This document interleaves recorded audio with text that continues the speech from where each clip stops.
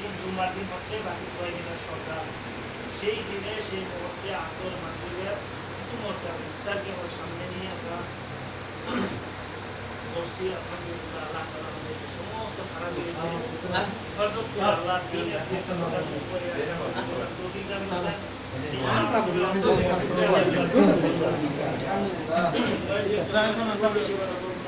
একটা হাদিস শুধু আপনাদেরকে আল্লাহ হাবিব সাল্লাল্লাহু আলাইহি ওয়াসাল্লাম মিম্বরে চড়তেছিলেন।